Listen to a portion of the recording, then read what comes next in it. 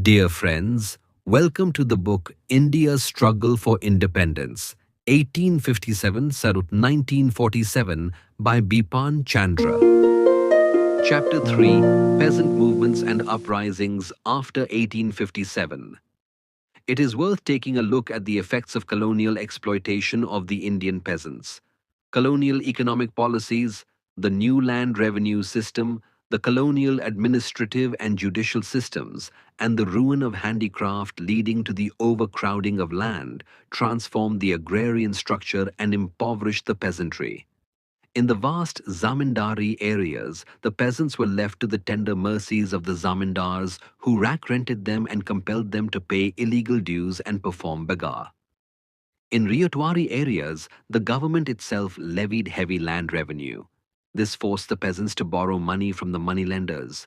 Gradually, over large areas, the actual cultivators were reduced to the status of tenants at will, sharecroppers and landless laborers, while their lands, crops and cattle passed into the hands of landlords, trader moneylenders and rich peasants. When the peasants could take it no longer, they resisted against the oppression and exploitation, and they found whether their target was the indigenous exploiter or the colonial administration, that their real enemy after the barriers were down was the colonial state.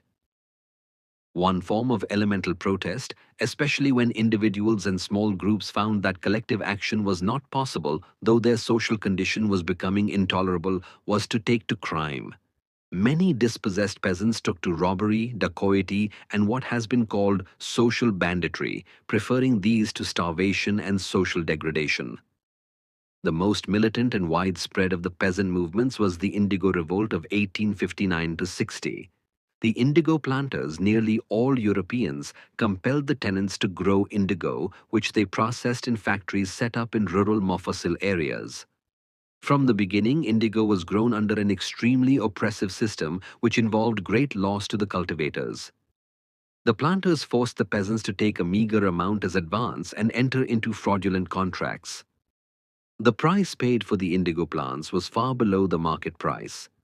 The comment of the Lieutenant Governor of Bengal, J.B. Grant, was that the root of the whole question is the struggle to make the riots grow indigo plant without paying them the price of it.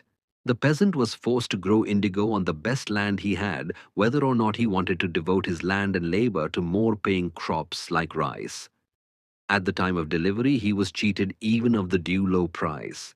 He also had to pay regular bribes to the planters' officials. He was forced to accept an advance. Often he was not in a position to repay it, but even if he could, he was not allowed to do so. The advance was used by the planters to compel him to go on cultivating indigo. Since the enforcement of forced and fraudulent contracts through the courts was a difficult and prolonged process, the planters resorted to a reign of terror to coerce the peasants. Kidnapping, illegal confinement in factory go-downs, flogging, attacks on women and children, carrying off cattle, looting, burning and demolition of houses and destruction of crops and fruit trees were some of the methods used by the planters. They hired or maintained bands of lathials, armed retainers, for the purpose. In practice, the planters were also above the law. With a few exceptions, the magistrates, mostly European, favored the planters with whom they dined and hunted regularly. Those few who tried to be fair were soon transferred.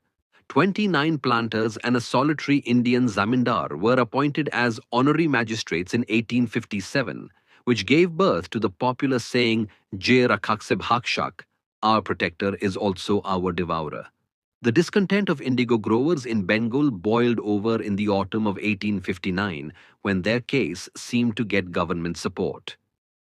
Misreading an official letter and exceeding his authority, Hem Chandrakar, deputy magistrate of Kalaroa, published on 17th August a proclamation to policemen that, in case of disputes relating to indigo riots, they, riots, shall retain possession of their own lands and shall sow on them what crops they please, and the police will be careful that no indigo planter nor anyone else be able to interfere in the matter. The news of Carr's proclamation spread all over Bengal, and peasants felt that the time for overthrowing the hated system had come. Initially, the peasants made an attempt to get redressal through peaceful means. they sent numerous petitions to the authorities and organized peaceful demonstrations. Their anger exploded in September 1859 when they asserted their right not to grow indigo under duress and resisted the physical pressure of the planters and their lathials backed by the police and the courts. The beginning was made by the riots of Govindpur village in Nadia district when, under the leadership of Digamba Biswas and Bishnu Biswas, ex-employees of a planter, they gave up indigo cultivation. And when, on 13 September, the planters sent a band of 100 lathials to attack their village, they organized a counter-force armed with lathis and spears and fought back. The peasant disturbances and indigo strikes spread rapidly to other areas. The peasants refused to take advances and enter into contracts, pledged not to sow indigo, and defended themselves from the planters' attacks with whatever weapons came to hand: spears, slings, lathas, bows and arrows, bricks, bell fruit, and earthen pots, thrown by women. The indigo strikes and disturbances flared up again in the spring of 1860 and encompassed all the indigo districts of Bengal. Factory after factory was attacked by hundreds of peasants, and village after village bravely defended itself. In many cases, the efforts of the police to intervene and arrest peasant leaders were met with an attack on policemen and police posts. The planters then attacked with another weapon, their zamindari powers. They threatened the rebellious riots with eviction or enhancement of rent. The riots replied by going on a rent strike. They refused to pay the enhanced rents and they physically resisted attempts to evict them. They also gradually learned to use the legal machinery to enforce their rights. They joined together and raised funds to fight court cases filed against them, and they initiated legal action on their own against the planters. They also used the weapon of social boycott to force a planter's servants to leave him. Ultimately, the planters could not withstand the united resistance of the riots, and they gradually began to close their factories. The cultivation of indigo was virtually wiped out from the districts of Bengal by the end of 1860. A major reason for the success of the Indigo Revolt was the tremendous initiative, cooperation, organization, and discipline of the riots. Another was the complete unity among Hindu and Muslim peasants. Leadership for the movement was provided by the more well-off riots and in some cases by petty zamindars, moneylenders, and ex-employees of the planters. A significant feature of the Indigo Revolt was the role of the intelligentsia of Bengal, which organized a powerful campaign in support of the rebellious peasantry. It carried on newspaper campaigns, organized mass meetings, prepared memoranda on peasants' grievances, and supported them in their legal battles. Outstanding in this respect was the role of Harish Chandra Mukherjee, editor of the Hindu Patriot. He published regular reports from his correspondence in the rural areas on planters' oppression, officials' partisanship, and peasant resistance. He himself wrote with passion, anger, and deep knowledge of the problem, which he raised to a high political plane. Revealing an insight into the historical and political significance of the Indigo Revolt, he wrote in May 1860, "Bengal might well be proud of its peasantry. Wanting power, wealth, political knowledge, and even leadership, the peasantry of Bengal have brought about a revolution inferior in magnitude and importance to none that has happened in the social history of any other country. With the government against them, the law against them, the tribunals against them, the press against them, they have achieved a success of which the benefits will reach all orders and the most distant generations of our countrymen." Din Bandhu Mitra's play, Neel Darpan, was to gain great fame for vividly portraying the oppression by the planters. The intelligentsia's role in the Indigo Revolt was to have an abiding impact on the emerging nationalist intellectuals. In their very political childhood, they had given support to a popular peasant movement against the foreign planters. This was to establish a tradition with long-run implications for the national movement. Missionaries were another group which extended active support to the Indigo riots in their struggle. The government's response to the revolt was rather restrained and not as harsh as in the case of civil rebellions and tribal uprisings. It had just undergone the harrowing experience of the Santhal Uprising and the Revolt of 1857. It was also able to see in time the changed temper of the peasantry and was influenced by the support extended to the revolt by the intelligentsia and the missionaries. It appointed a commission to inquire into the problem of indigo cultivation. Evidence brought before the Indigo Commission and its final report exposed the coercion and corruption underlying the entire system of indigo cultivation. The result was the mitigation of the worst abuses of the system. The government issued a notification in November 1860 that riots could not be compelled to sow indigo and that it would ensure that all disputes were settled by legal means. But the planters were already closing down the factories. They felt that they could not make their enterprises pay without the use of force and fraud. Shak, the Pabna agrarian unrest. Large parts of East Bengal were engulfed by agrarian unrest during the 1870s and early 1880s. The unrest was caused by the efforts of the zamindars to enhance rent beyond legal limits and to prevent the tenants from acquiring occupancy rights under Act X of 1859. This they tried to achieve through illegal coercive methods such as forced eviction and seizure of crops and cattle, as well as by dragging the tenants into costly litigation in the courts. The peasants were no longer in a mood to tolerate such oppression. In May 1873, an agrarian league or combination was formed in Yusufshahi Pargana in Pabna district to resist the demands of the zamindars. The League organized mass meetings of peasants. Large crowds of peasants would gather and march through villages, frightening the zamindars and appealing to other peasants to join them. The League organized a rent strike. The riots were to refuse to pay the enhanced rents and challenge the zamindars in the courts. Funds were raised from the riots to meet the costs. The struggle gradually spread throughout Pabna and then to the other districts of East Bengal. Everywhere agrarian leagues were organized, rents were withheld, and zamindars fought in the courts. The main form of struggle was that of legal resistance. There was very little violence. It only occurred when the zamindars tried to compel the riots to submit to their terms by force. There were only a few cases of looting of the houses of the zamindars. A few attacks on police stations took place, and the peasants also resisted attempts to execute court decrees. But such cases were rather rare. Hardly any zamindar or zamindar's agent was killed or seriously injured. In the course of the movement, the riots developed a strong awareness of the law and their legal rights and the ability to combine and form associations for peaceful agitation. Though peasant discontent smoldered till 1885, many of the disputes were settled partially under official pressure and persuasion and partially out of the zamindars' fear that the united peasantry would drag them into prolonged and costly litigation. Many peasants were able to acquire occupancy rights and resist enhanced rents.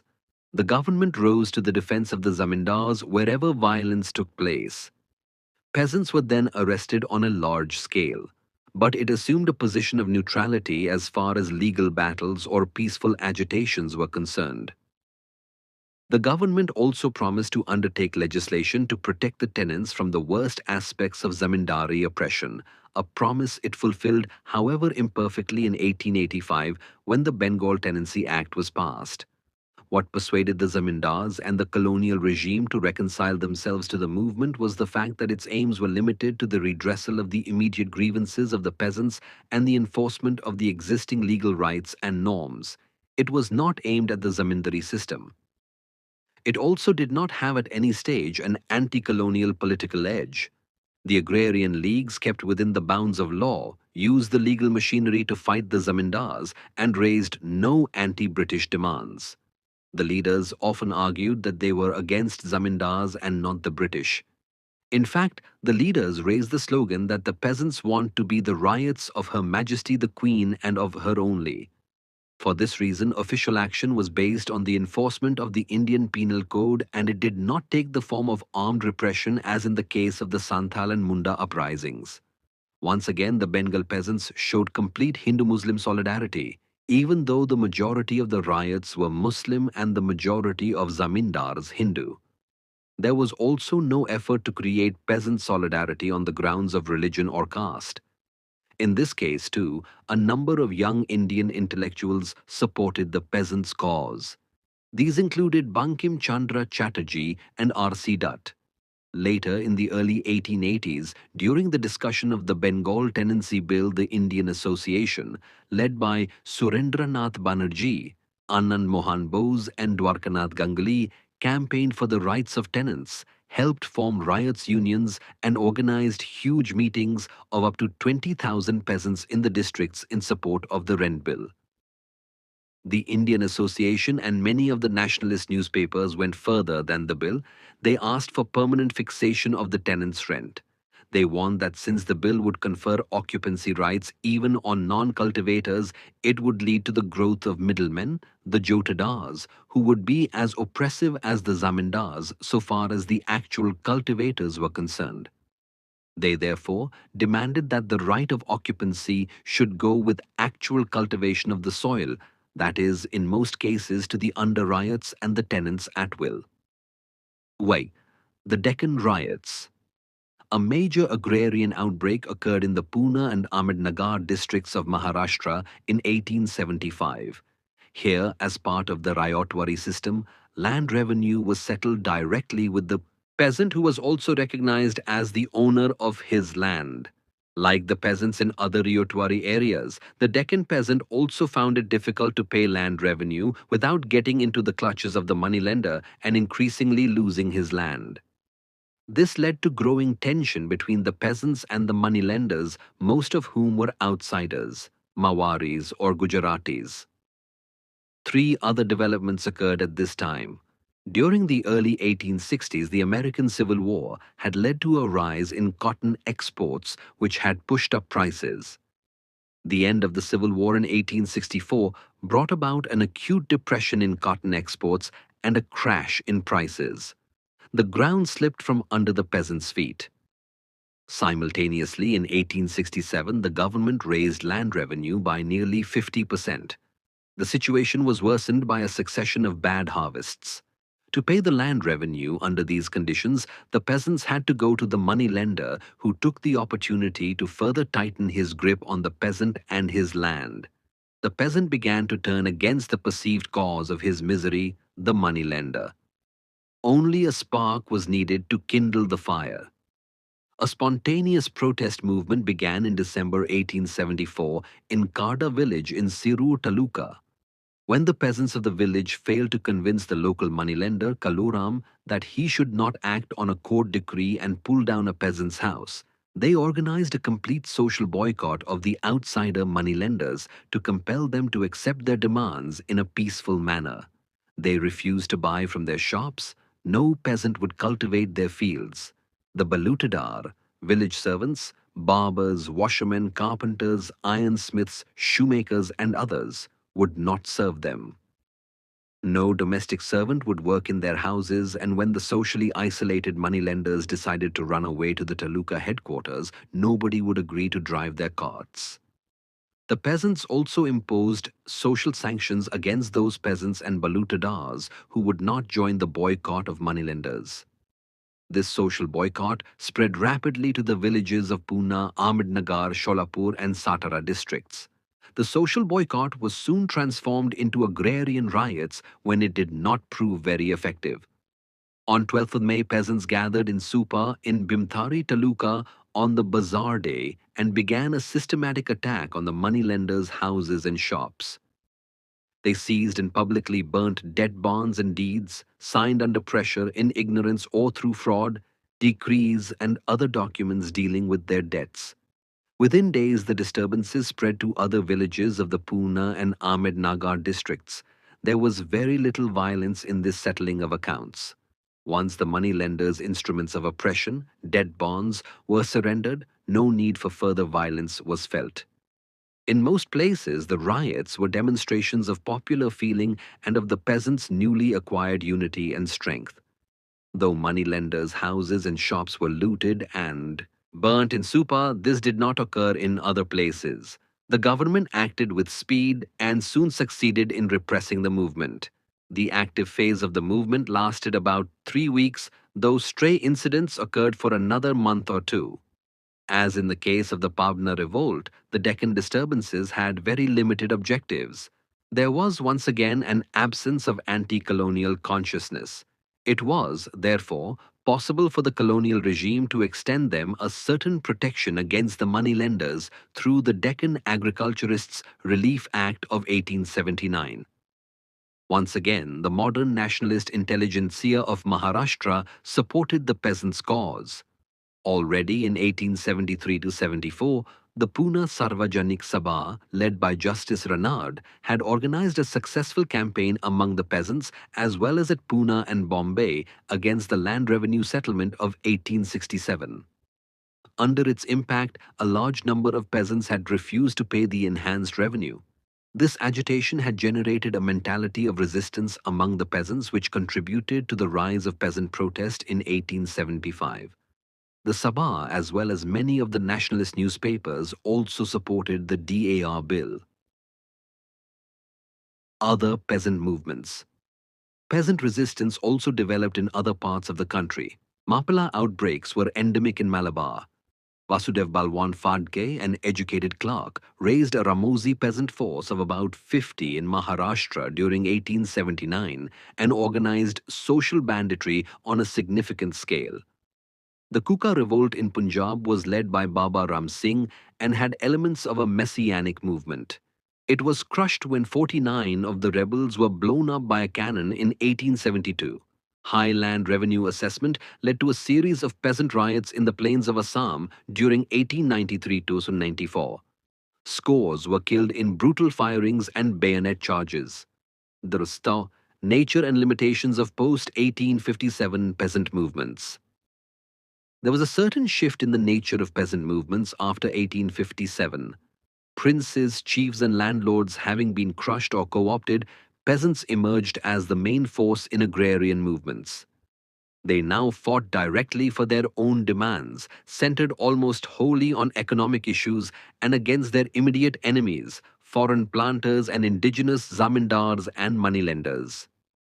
Their struggles were directed towards specific and limited objectives and redressal of particular grievances.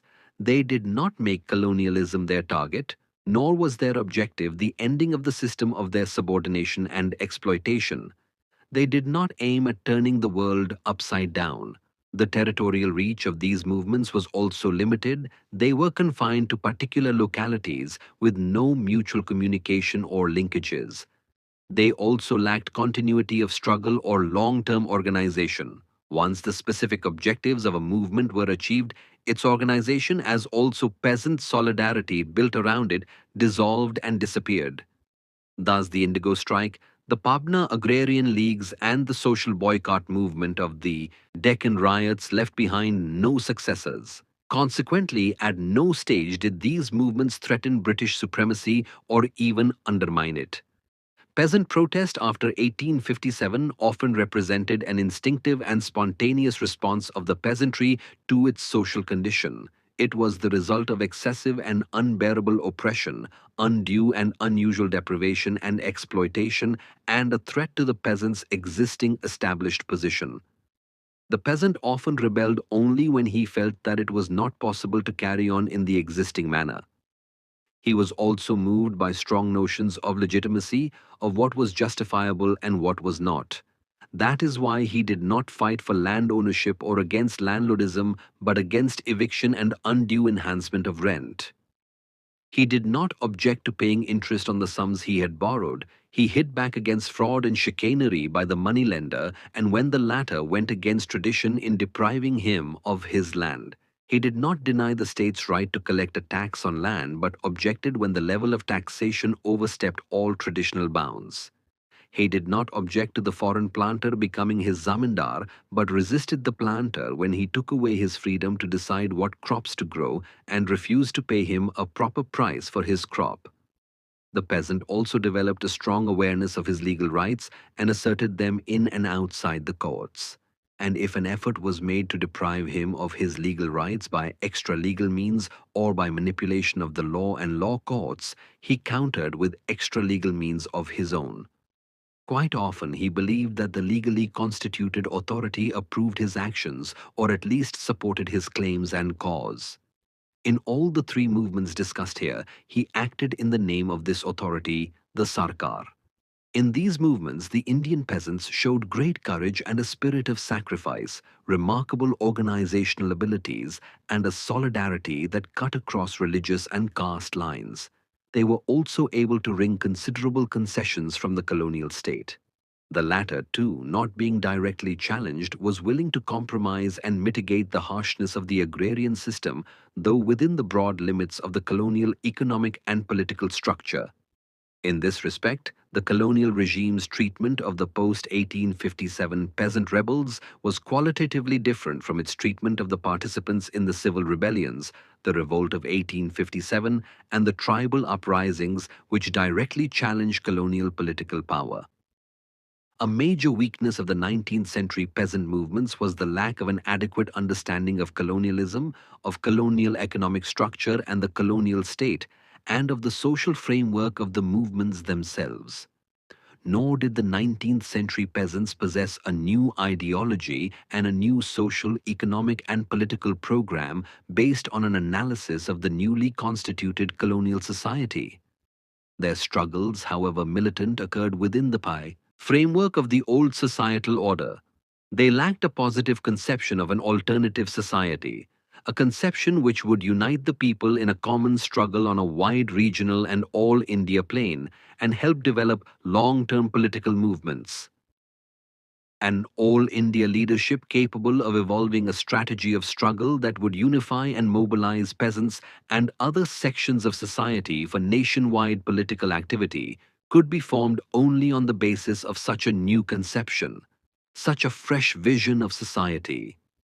In the absence of such a new ideology, program, leadership, and strategy of struggle, it was not too difficult for the colonial state, on the one hand, to reach a conciliation and calm down the rebellious peasants by the grant of some concessions, and on the other hand, to suppress them with the full use of its force.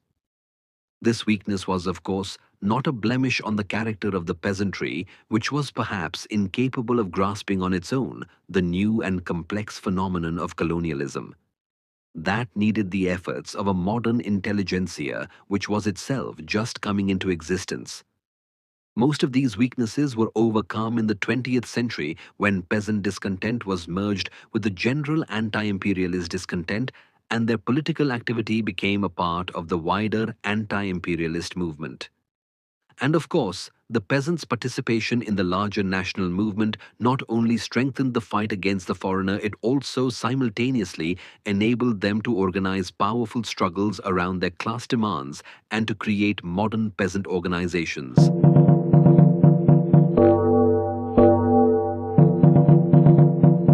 Dear listeners, this was chapter number 3, Peasant Movements and Uprisings After 1857, from the book India's Struggle for Independence by Bipan Chandra. In the next episode, we will join you with chapter number 4, Foundation of the Congress, The Myth. Thank you for listening. Goodbye.